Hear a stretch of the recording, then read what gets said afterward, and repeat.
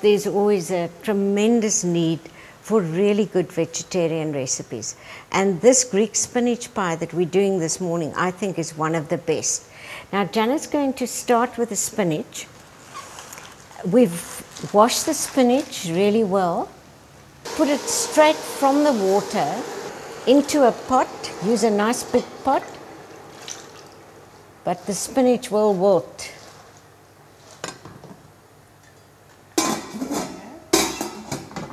Put the lid on, and then we're going to wilt that spinach completely. It takes about 5 minutes. And then Janet will squeeze the spinach absolutely dry between 2 plates. In the meantime, let me put together the stuff for the filling.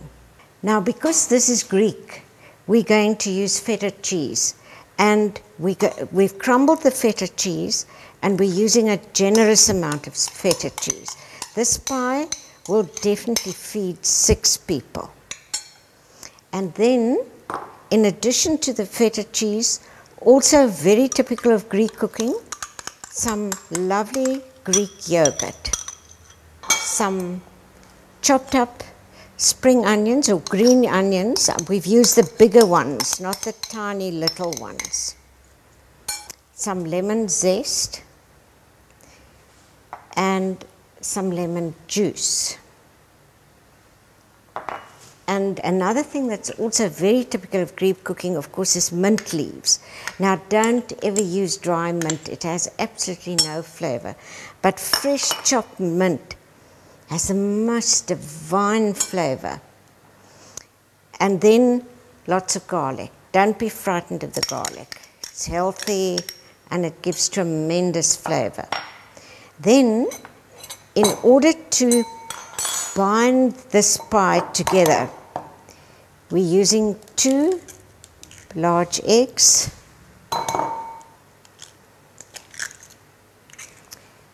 and we just beat the eggs lightly.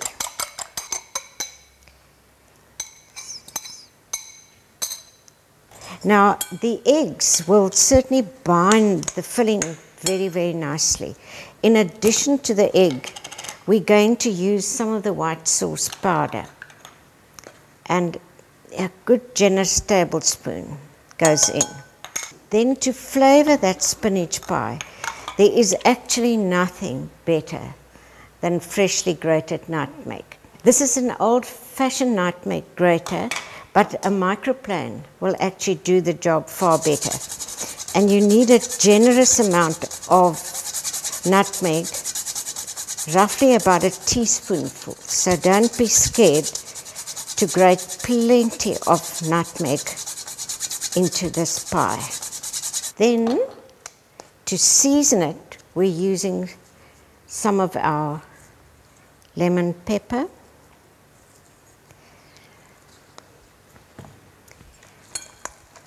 This just gets mixed together lightly, and we're just waiting for the spinach.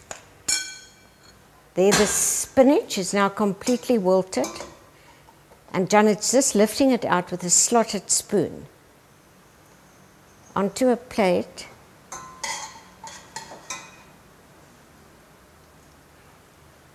Now, what we do now is to take a matching plate and put it down, and then squeeze as hard as you can to get as much liquid out of that spinach as possible. Right. Now you can see how beautifully dry the spinach has been squeezed. Now we need to chop the spinach finer. And you can use 2 knives if you like, or Janet is just using a mezzaluna. Here we've got the spinach, all nicely chopped. Now I can add it to the filling.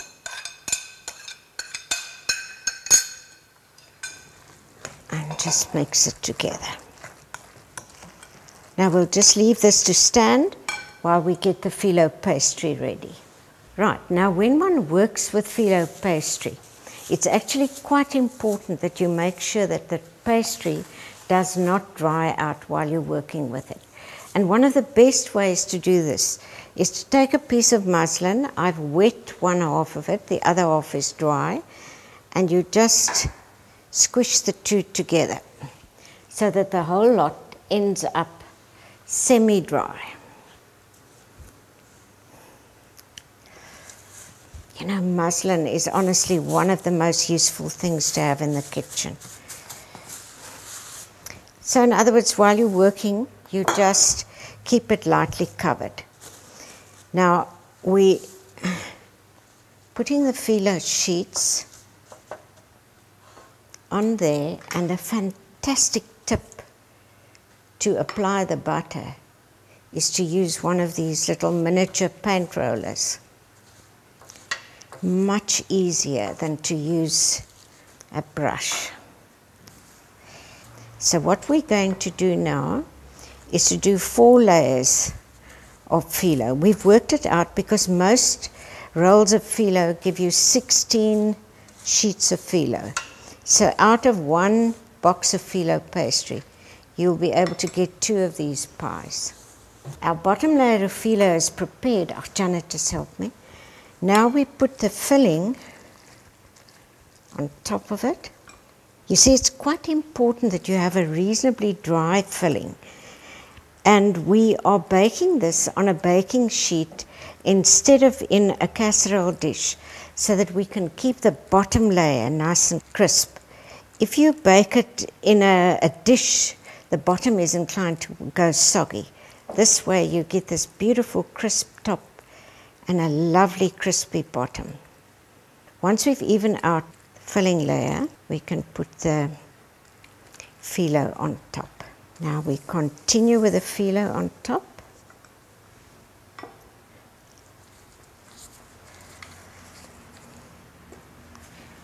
Brushing with butter, but now here is a brilliant tip.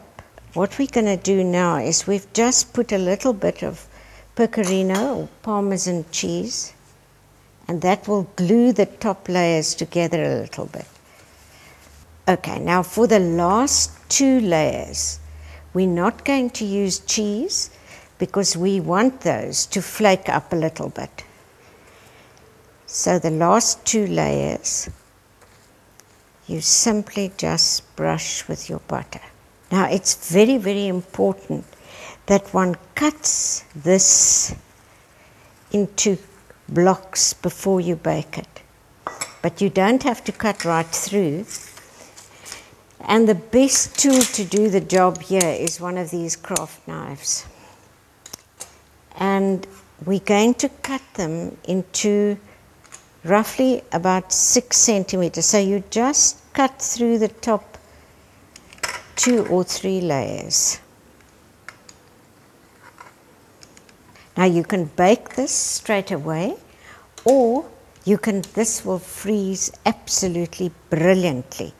And if you don't want to have the whole thing frozen, then what you can do is you can cut it in half or smaller pieces, and then put the half section, just wrap it in cling film and freeze as much as you need.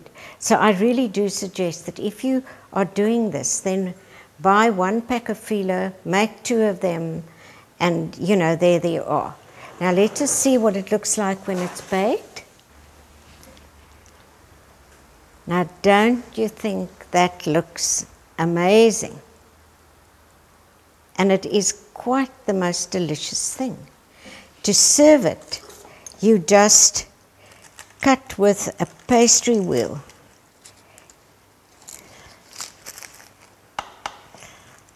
Right through. So we can serve it. A little piece of fresh mint if you like. And there you have a most delicious Greek spinach pie.